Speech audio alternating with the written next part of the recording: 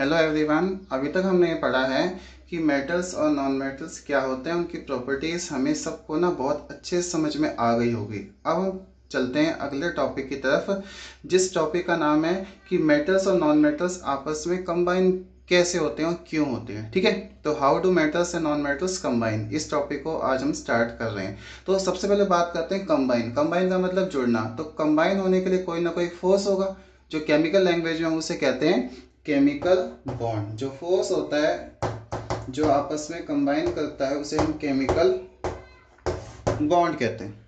ठीक है, chemical bonds क्या होगा? The force which link the atoms, ions भी हो सकते हैं, एटम्स भी हो सकते हैं, आयंस भी, इन ए molecule, in a molecule is called as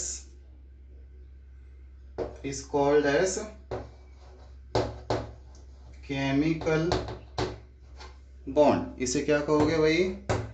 chemical bond कहेंगे।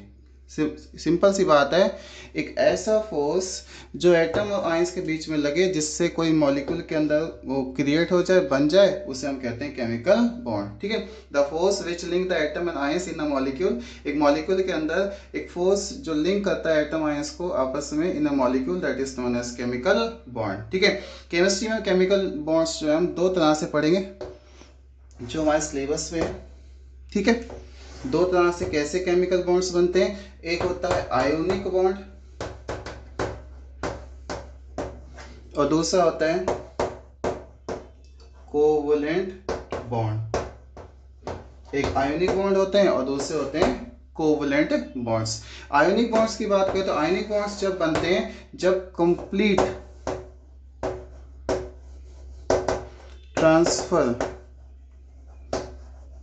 ऑफ इलेक्ट्रॉन्स टेक प्लेस होते हैं, जिसमें कंप्लीट ट्रांसफर ऑफ इलेक्ट्रॉन्स हो जाते हैं। हम वहां पे मानते हैं कौन से बॉन्ड बनते हैं? आयोनिक्स। मतलब ऐसे बॉन्ड्स जो आयंस में क्रिएट होते हैं। आयंस का जैसे आपको पता है आयंस में एक फोर्स होता है, तो आयंस के बीच में जो बॉन्ड क्रिएट होता है दैट इज आयोनिक बॉन्ड्स। इसे एक और नाम से जानेंगे यहाँ पे, इलेक्ट्रो वैलेंट बॉन्ड भी कहते हैं, इलेक्ट्रोवैलेंट बॉन्ड भी कह सकते हैं। तो कंप्लीट ट्रांसफर इलेक्ट्रॉन से जो बॉन्ड बनता है दैट इज आयोनिक बॉन्ड या इलेक्ट्रोवैलेंट बॉन्ड।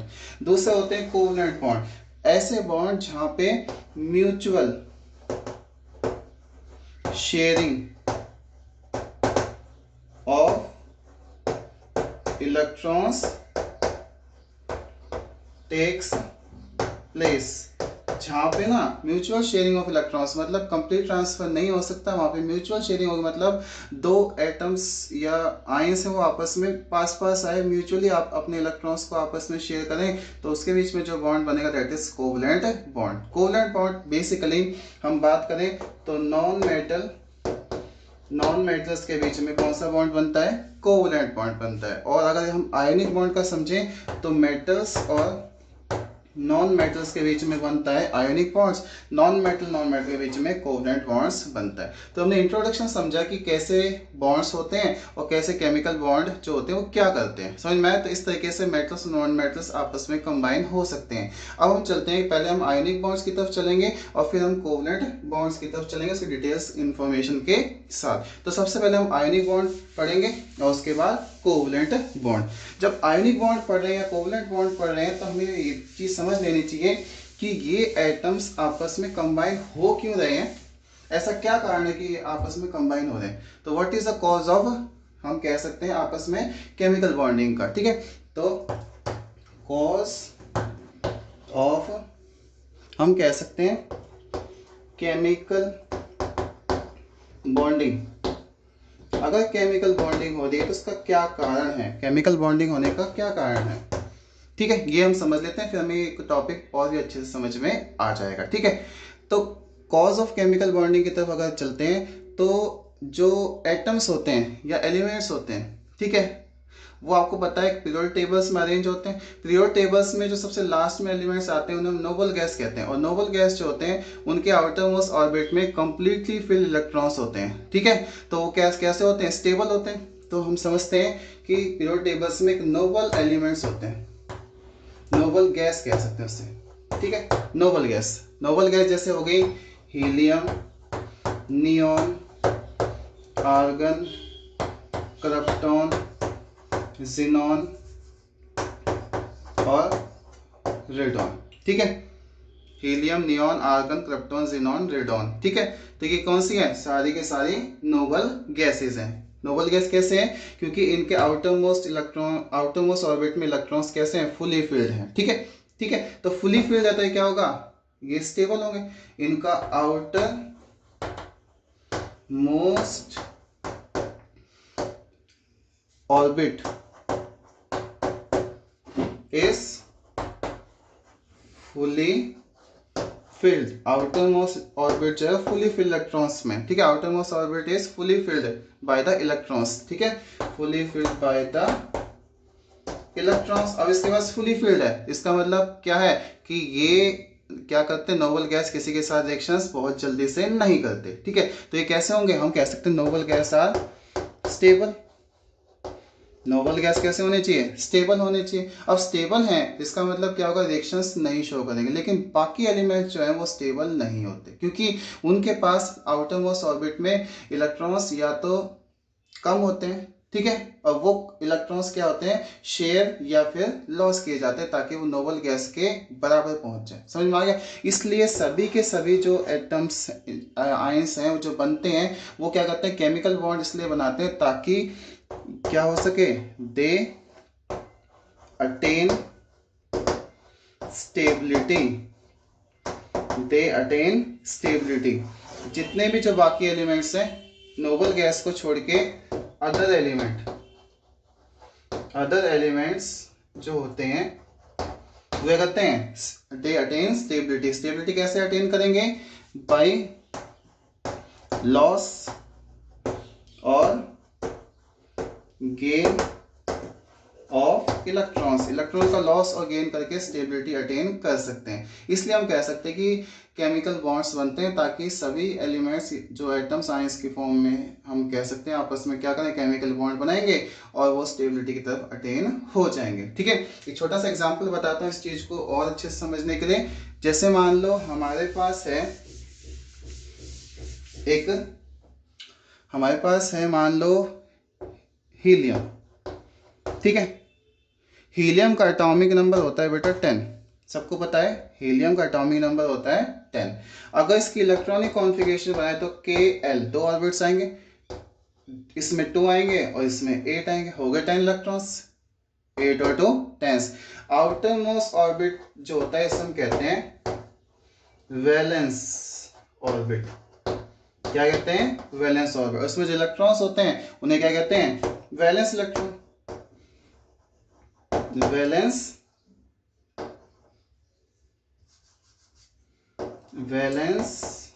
इलेक्ट्रॉन्स कहते हैं। ठीक है, बात समझ में आ गई। तो वैलेंस ऑर्बिट और वैलेंस इलेक्ट्रॉन्स थोड़ा सा आपने पहले 9th क्लास में पढ़ा हुई चीजें। ठीक है, तो इसके पास आउटर मोस्ट में फुली फिल्ड है, 8 से ज्यादा इलेक्ट्रॉन्स नहीं आ सकते किसी भी ऑर्बिट में, उसे हम कहते हैं ऑक्टेट रूल।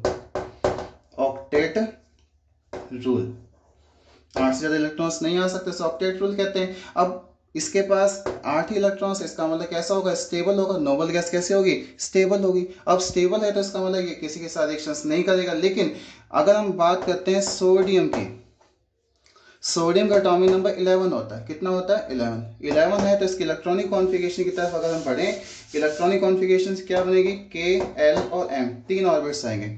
फर्स्ट ऑर्बिट में 2, फिर 8 और फिर 1। तो इसके आउटर मोस्ट ऑर्बिट में कितने इलेक्ट्रॉन्स हैं, 1 है। तो क्या करेगा, ये इलेक्ट्रॉन्स लॉस कर देगा। अगर इलेक्ट्रॉन लॉस कर देगा तो क्या हो जाएगा, ये किस में कन्वर्ट हो जाएगा, सोडियम में से एक इलेक्ट्रॉन लॉस हुआ तो किस में कन्वर्ट हो जाएगा, सोडियम केटाइन में। सो Na positive that is cation, sodium cation में कन्वर्ट हो गया। तो इसने एक इलेक्ट्रॉन लॉस किया तो ये वाला ऑर्बिट तो खत्म, ये ऑर्बिट है ही नहीं इसके पास। अब ये ऑर्बिट नियर, इसका मतलब ये जो इलेक्ट्रॉनिक कॉन्फ़िगरेशन है नियर अबाउट किसके बराबर पहुंच गई, हीलियम के बराबर। इसका मतलब ये भी किसकी तरफ पहुंच गया, स्टेबिलिटी की तरफ बढ़ गया। इसलिए क्या होगा, इलेक्ट्रॉन को ये लॉस कर रहा है। ठीक है, तो इलेक्ट्रॉन लॉस करेगा तो क्या होगा, क्या होगा, ये नोबल गैस की तरफ बढ़ जाएगा। अब सोडियम आयन जो है ये रिएक्टिव इंटरमीडिएट्स बनते हैं। ये सोडियम आयन के पास क्या होता है, कोई दूसरा आयन अगर आ जाता है तो एक फोर्स क्रिएट होता है, उसी कारण क्या होता है, केमिकल बॉन्ड्स बनते हैं। समझ में आ गया, क्लियर। तो सब एलिमेंट्स जो है वो स्टेबिलिटी अटेन करना चाहते हैं, इसलिए वो केमिकल बॉन्ड्स बनाते हैं। ये तो मैंने आपको बताया सोडियम का। एक क्लोरीन का और बता देता हूँ ताकि आपके डाउट्स जो है अच्छे से क्लियर हो जाएं। देखो मेरे पास है क्लोरीन, एटॉमिक नंबर होता है 17। समझ में आया, 17 में इलेक्ट्रॉनिक कॉन्फ़िगरेशंस क्या बनेगी, 287। इसके आउटर मोस्ट ऑर्बिट में कितने इलेक्ट्रॉन्स हैं, 7 है। अब 7 इलेक्ट्रॉन्स है, इसका मतलब क्या होगा, इसको एक इलेक्ट्रॉन्स की और जरूरत है। ठीक है, एक इलेक्ट्रॉन अगर एक्सेप्ट कर लेंगे तो क्या हो जाएगा, अगर ये एक इलेक्ट्रॉन एक्सेप्ट कर ले, वन एक और एक्सेप्ट कर ले, तो इसकी इलेक्ट्रॉनिक कॉन्फ़िगरेशन किसके बराबर पहुंच जाएगी, आर्गन के बराबर। क्योंकि आर्गन का एटॉमिक नंबर 18 होता है, इलेक्ट्रॉनिक कॉन्फ़िगरेशन क्या बन जाएगी, 288 बन जाएगी। तो इसका मतलब ये किसके बराबर पहुंच जाएगा, आर्गन के बराबर। आर्गन के बराबर पहुंच जाएगा जब एक इलेक्ट्रॉन गेन कर लेगा। ठीक है, इसका मतलब क्लोरीन जो है अगर एक इलेक्ट्रॉन गेन कर ले तो Cl negative ion that is anion form कर लेता है। अगर अनायंस फॉर्म हो जाए इसका मतलब क्या होगा, ये भी केमिकल इंटरमीडिएट बन जाएगा, एक आयंस बन जाए। आयंस क्या होते हैं, आप पास पास आके एक फोर्स क्रिएट करते हैं, उस फोर्स के कारण एक आयोनिक बॉन्ड्स क्रिएट हो सकते हैं। तो इसका मतलब अगर कहीं पे कंप्लीट ट्रांसफर ऑफ इलेक्ट्रॉन्स होते हैं तो हम कह सकते हैं वहां पे कौन से बॉन्ड बनेंगे, आयोनिक बॉन्ड्स बन सकते हैं। समझ में आ गया। और जहाँ पे कंप्लीट ट्रांसफर नहीं होगा वहाँ पे कोवलेंट बॉन्ड बनेगा, जहाँ पे म्यूचुअल शेयरिंग होगी। ठीक है, तो समझ में आया what is the cause of chemical bondings. ठीक है, अब चलते हैं हम फर्स्ट पॉइंट जो है हमारा दैट इज आयोनिक बॉन्ड्स। ठीक है, तो फर्स्ट पॉइंट है, इसको हम समझते हैं आयोनिक बॉन्ड। आयोनिक बॉन्ड, ठीक है, आयोनिक बॉन्ड्स क्या होंगे, the bond which are formed by complete transfer of electrons. Complete transfer of electrons से जो बॉन्ड बनते हैं उन्हें हम आयोनिक बॉन्ड कह सकते हैं, और या फिर इसको कह सकते हैं इलेक्ट्रो वैलेंट बॉन्ड। क्या कह सकते हैं, इलेक्ट्रोवैलेंट, क्योंकि जो वैलेंस इलेक्ट्रॉन्स होते हैं वही बॉन्डिंग में टेक पार्ट करते हैं। तो वैलेंस, वैलेंट का मतलब वैलेंस, वैलेंस ऑर्बिट में जो इलेक्ट्रॉन्स होते हैं उसके इलेक्ट्रोवैलेंट हम कह सकते हैं। तो इलेक्ट्रोवैलेंट बॉन्ड भी क्रिएट कर सकते हैं। तो आयनिक बॉन्ड या इलेक्ट्रोवैलेंट बॉन्ड्स मींस सेम, मतलब the bond which are form by complete transfer of electrons. Electrons का क्या होगा, कंप्लीट ट्रांसफर हो जाएगा। जहाँ पे कंप्लीट ट्रांसफर हो जाता है इसका मतलब वहाँ पे क्या बनेगा, आयोनिक बॉन्ड्स बनते हैं। समझ में आ गया। तो आयनिक बॉन्ड किस तरीके से होगा, जहाँ पे कंप्लीट ट्रांसफर ऑफ इलेक्ट्रॉन्स होगा, which the bond which are form by complete transfer of electrons that is known as ionic bonds. ठीक है, अब आयोनिक बॉन्ड्स जब बनते हैं, ठीक है, तो आयोनिक बॉन्ड्स जब बनेंगे तो उसको हम रिप्रेजेंट कैसे करें कि कैसे आयोनिक बॉन्ड्स बन सकते हैं। तो रिप्रेजेंट करने के लिए हमें ये समझना है एक topic that is Lewis dot structures. Lewis dot structure, या फिर कह सकते हैं इसको इलेक्ट्रॉन डॉट स्ट्रक्चर। क्या कह सकते हो, electron dot structure. Lewis scientist ने इन्होंने डॉट स्ट्रक्चर बताया ताकि हम समझ सके कैसे इलेक्ट्रॉन ट्रांसफर हो रहे हैं। ठीक है, तो इसको मैं कुछ एग्जांपल्स बताता हूँ लेविस डॉट स्ट्रक्चर कुछ एलिमेंट्स के। जैसे मेरे पास हाइड्रोजन है, ठीक है, उसके बाद लिथियम है, उसके बाद मेरे पास सोडियम है, ठीक है, उसके बाद मान लो मेरे पास है क्लोरीन है, ठीक है, उसके बाद नाइट्रोजन, रैंडमली ले रहा हूँ मैं, ऑक्सीजन है, ठीक है, कार्बन है। इन सब के बाहर हमें समझना है कि कैसे हम लेविस डॉट स्ट्रक्चर बना सकते हैं। तो आपको याद होगा हाइड्रोजन का एटॉमिक नंबर 1 होता है, लिथियम का एटॉमिक नंबर 3 होता है, सोडियम का एटॉमिक नंबर 11 होता है, क्लोरीन का एटॉमिक नंबर 17 होता है, नाइट्रोजन का 7 होता है, ऑक्सीजन का 8 होता है, सॉरी 8 होता है। ठीक है, ऑक्सीजन का एटॉमिक नंबर 8 होता है और कार्बन का एटॉमिक नंबर 6 होता है। ठीक है, समझ में आ गया। तो इस तरीके से सबके एटॉमिक नंबर्स हैं। अगर आपको पता है इसमें इलेक्ट्रॉन्स 1 आएगा, इसमें इलेक्ट्रॉनिक कॉन्फ़िगरेशन 2 1 आएगी, इसमें आएगी 2 8 1 आएगी, इसमें आएगी 2 8 7 आएगी, इसमें 2 और 5 आएगी, इसमें आएगी 2 और 6 आएगी, इसमें 2 और 4 आएगी। ये इलेक्ट्रॉनिक कॉन्फ़िगरेशंस का कॉन्सेप्ट आपने 9th में पढ़ा होगा। ठीक है, तो इसी के हिसाब से जो आउटर मोस्ट ऑर्बिट में जितने इलेक्ट्रॉन्स हमें दिखाई देंगे सभी एलिमेंट्स के, वो जो आउटर मोस्ट ऑर्बिट में इलेक्ट्रॉन्स हैं that is known as valence electrons. Valence electrons को डॉट से रिप्रेजेंट करना उसे कहते हैं लेविस डॉट स्ट्रक्चर। ठीक है, the representation of valence electrons, ये क्या होगा, the representation of valence electrons. जो वैलेंस इलेक्ट्रॉन्स होते हैं उनका रिप्रेजेंटेशन जो होता है उसे हम कहते हैं, क्या कहोगे, लेविस डॉट स्ट्रक्चर। समझ में आ गया लेविस डॉट स्ट्रक्चर क्या है। अब इसको हम रिप्रेजेंट करके देखते हैं कि कैसे लेविस डॉट स्ट्रक्चर बन सकते हैं। ठीक है, तो यही एलिमेंट्स मैं दोबारा ले रहा हूँ। ठीक है, इनके सिर्फ मैं ये जो आगे इनकी इलेक्ट्रॉनिक कॉन्फ़िगरेशन लिखी थी वो मैं इरेज कर रहा हूँ।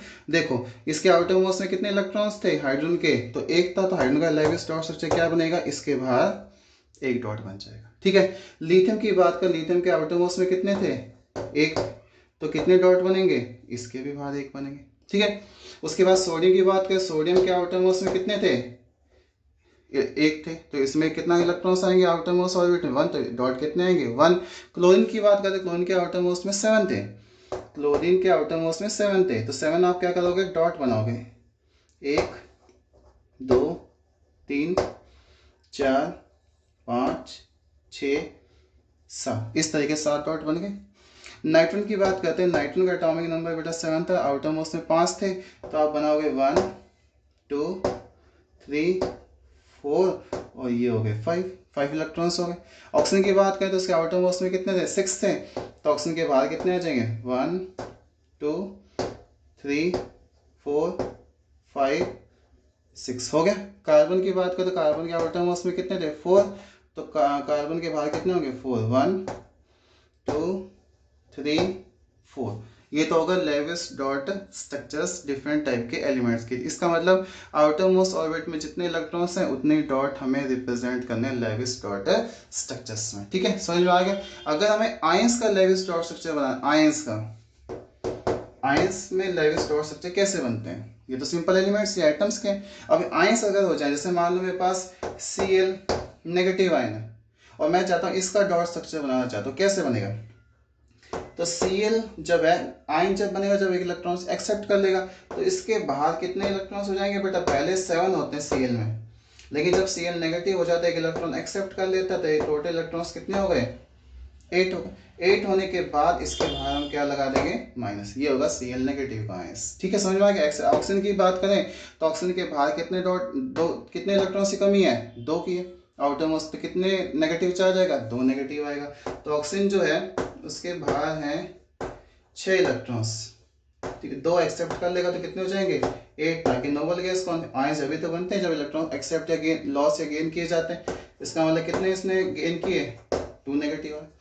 अगर सोडियम है, Na पॉजिटिव बना रहा है, तो सोडियम क्या होगा, सोडियम Na और पॉजिटिव बना, इसका मतलब इसके बाहर क्या हो जाएगा, एक पॉजिटिव चार्ज। इस तरीके से आयंस जो होते हैं वो केमिकल बॉन्ड्स क्रिएट करते हैं और उसको हम समझ जाएंगे। समझ में आ गया। तो आपको लेविस डॉट स्ट्रक्चर थोड़ा सा समझ में आया, लेविस डॉट स्ट्रक्चर्स क्या होते हैं। ठीक है, अब मैं आयनिक बॉन्ड्स के डिटेल्स आपको बता रहा हूँ कि आयनिक बॉन्ड्स के डिफरेंट टाइप के कंपाउंड में कैसे बॉन्ड फॉर्मेशंस हो सकते हैं। तो आयनिक बॉन्ड फॉर्मेशन एक बार आप देख लीजिए, वो आपको समझ में आ जाएगा। ठीक है, तो आयनिक बॉन्ड फॉर्मेशन, सबसे पहला मैं एग्जांपल बता रहा हूँ, आयनिक बॉन्ड फॉर्मेशंस के एग्जाम्पल्स देखो, एग्जाम्पल्स में सबसे पहला एग्जाम्पल है NaCl, जहाँ पे आयनिक बॉन्ड्स बन सकते हैं। एग्जाम्पल और भी है, जैसे मैं KCl, लिथियम फ्लोराइड LiF, उसको छोड़ के बेटा हम कह सकते हैं MgCl2, ठीक है, AlCl3, MgO, calcium oxide etcetera. ये कुछ एग्जांपल्स हैं जो आयनिक बॉन्ड क्रिएट करते हैं। मैं आपको सबसे पहला एग्जांपल आपको बताना चाहता हूँ, दैट इज NaCl। NaCl का कैसे हम बॉन्ड फॉर्मेशंस कर सकते हैं वो देखो। अगर आपको पता है सोडियम जो है उसका एटॉमिक नंबर कितना होता है 11। अगर इलेक्ट्रॉनिक कॉन्फ़िगरेशन बनाएंगे तो 281। वैलेंस ऑर्बिट में कितने इलेक्ट्रॉन्स हैं, एक है। जितने इलेक्ट्रॉन्स होते हैं इसको कहते हैं इसकी इलेक्ट्रोवैलेंसी। इसे जितने वैलेंस इलेक्ट्रॉन होते हैं इसे क्या कहोगे, इलेक्ट्रोवैलेंसी कहोगे, ठीक है। अब इलेक्ट्रोवैलेंसी ये कहते हैं कि इलेक्ट्रॉन क्या करेगा, लॉस करेगा। तो अगर सोडियम आयन ने अपने में से एक इलेक्ट्रॉन लॉस कर दे तो क्या बना दिया, N ने पॉजिटिव आयन बना दिया, ठीक है, समझ में आ गया। और Cl जो है वो क्या करेगा, इलेक्ट्रॉन गेन करेगा, ठीक है। Cl नेगेटिव जो है उसका एटॉमिक नंबर 17 होता है, इलेक्ट्रॉनिक कॉन्फ़िगरेशन 287 बनेगा। अगर ये इलेक्ट्रॉन एक गेन कर ले, एक इलेक्ट्रॉन गेन करते क्या बना देगा, Cl नेगेटिव बना देगा।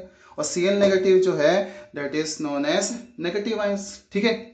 इसमें कितने इलेक्ट्रॉन्स आपस में शेयर होते हैं वो आगे चल के मैं आपको वैलेंसी जो है वो आगे चल के, तो अभी आप सिर्फ इलेक्ट्रोवैलेंस समझो कि आउटर मोस्ट ऑर्बिट में कितने इलेक्ट्रॉन्स लॉस किए जाते हैं, उसको हम इलेक्ट्रोवैलेंसी कहते हैं, आयनिक बॉन्ड में यूज करते हैं। कोवैलेंसी में आपको कोवैलेंट बॉन्ड में समझाऊंगा, ठीक है। समझ में आया, तो Cl नेगेटिव बना। अब ये दोनों जो है आपस में फोर्स क्रिएट कर सकते हैं, और फोर्स करेंगे तो कौन से बॉन्ड बनेंगे, आयनिक बॉन्ड्स क्रिएट हो सकते हैं। ये तो मैंने आपको बताया आयनिक बॉन्ड बनते कैसे, सिंपल सा एग्जांपल से। इसी को मैं लेविस डॉट स्ट्रक्चर से अगर बताऊं तो कैसे समझ में आएगा वो देखिए आप।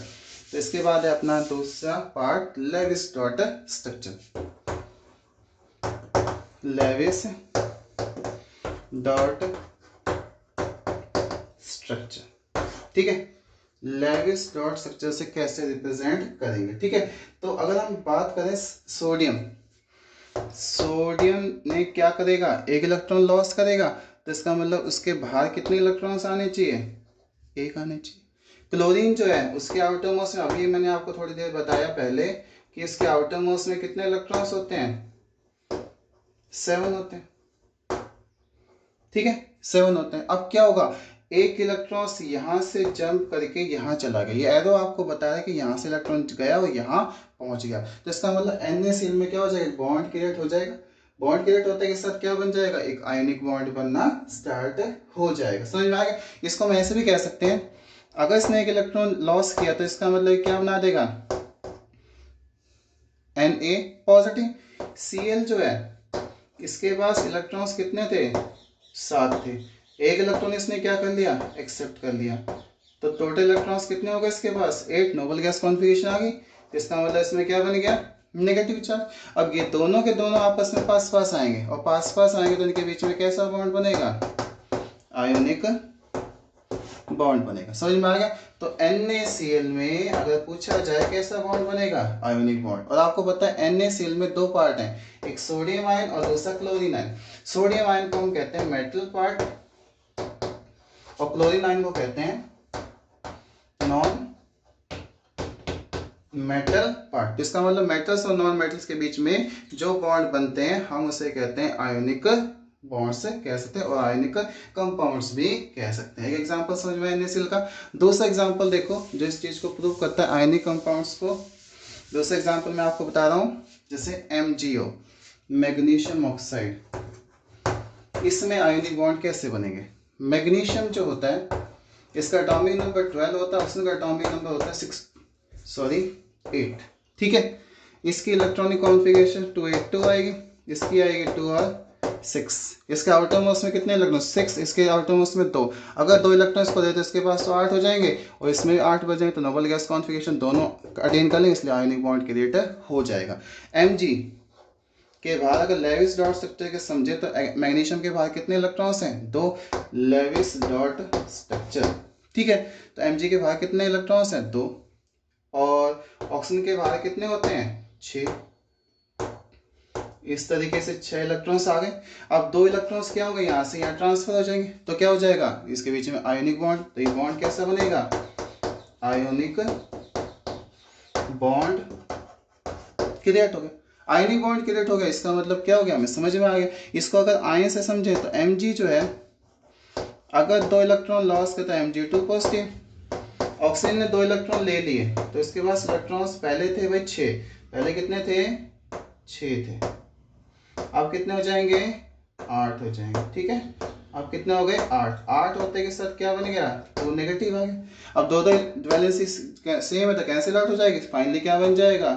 MgO बन जाएगा। और MgO जो है वो कैसा कंपाउंड होगा? आयोनिक कंपाउंड होगा। आयोनिक बॉन्ड्स बनेंगे इसके बीच में।